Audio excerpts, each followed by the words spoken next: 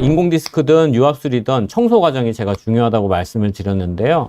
그 청소 과정에서 사실은 이 메인 그 신경 기둥을 청소하는 거는 사실 대부분 의사분들이 다 잘 하세요. 근데 문제는 이제 그 팔이 저린 걸 없애기 위해서 우리가 해결해야 될 게 아까 신경이 가지가 나가는 새끼를 추간공을 통로를 청소를 해야 되는 게 사실은 이게 가장 그 수술 만족도를 높게 얻을 수 있는 키포인트라고 저는 생각합니다. 그래서 이 추간공 통로를 막고 있는 여기 보시면은 여기 신경 기둥이 있고요. 여기 신경 가지가 빠져나가죠.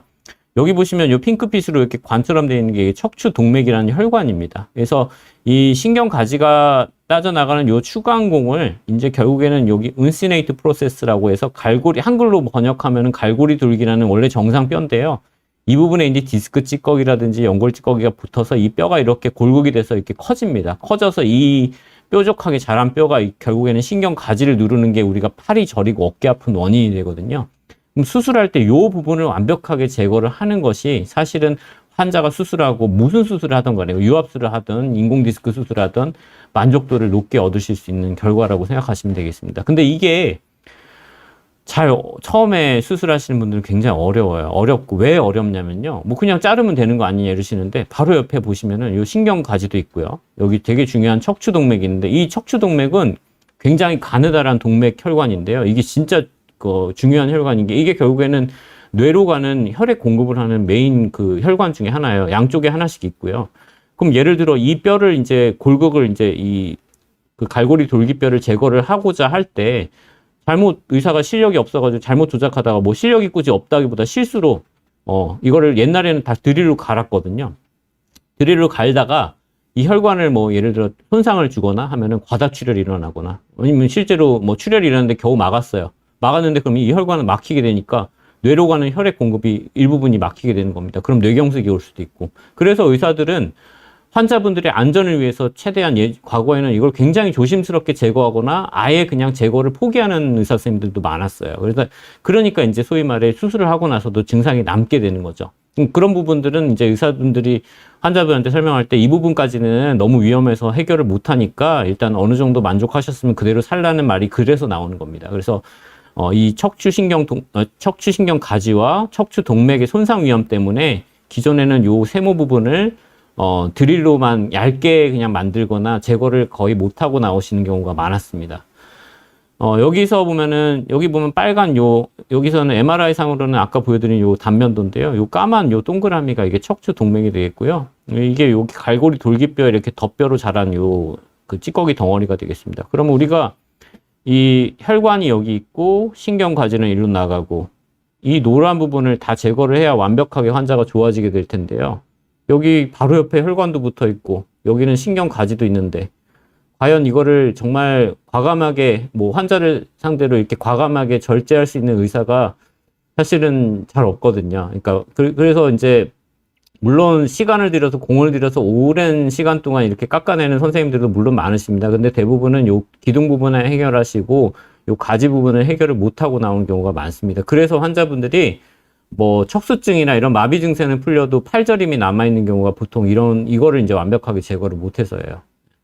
그래서 근데 그러면 이거를 이제 의사들도 고민을 했겠죠. 그동안 이걸 어떻게 하면 깔끔하게 제거를 할 수가 있을까? 뭐 이거 신경이나 혈관 손상 없이. 그래서 개발된 게 이제 우리가 초음파 나이프라는 장비인데요.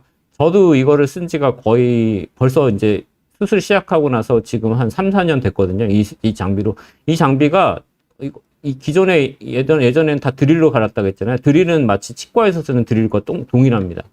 이렇게 모터로 웽 돌아가가지고 이제 뼈를 조금씩 갈아내는 드리게 되겠는데요. 그건 이제 뼈에서 많은 출혈도 나고 이렇기 때문에 굉장히 위험했는데 이 초음파 나이프 같은 경우는 초음파의 미세한 진동을 이용해서 뼈만 잘라냅니다. 뼈만 잘라내기 때문에 실제로 신경과 혈관에 닿아도 이 초음파 나이프 날이 닿아도 신경이나 혈관 손상은 없다고 되어 있습니다. 그래서 이런 척추 동맥이나 신경근 손상 위험 없이 안전하게 이 골격을 제거하는 이 방법이 실제로 이전에 이미 논문이 나온 지 꽤 됐어요. 그래서 이 논문을 바탕으로 저도 시작하게 됐고 굉장히 안전한 방법이라는 걸 알게 되었습니다. 그래서 이 방법을 쓰고 나서는 굉장히 수술 결과도 당연히 좋고요. 왜냐하면 골격이 완벽하게 제거가 되고 그렇기 때문에 환자분들이 수술 전에 아팠던 뭐 어깨 통증이라든지 팔저림도 완벽하게 없어졌고요.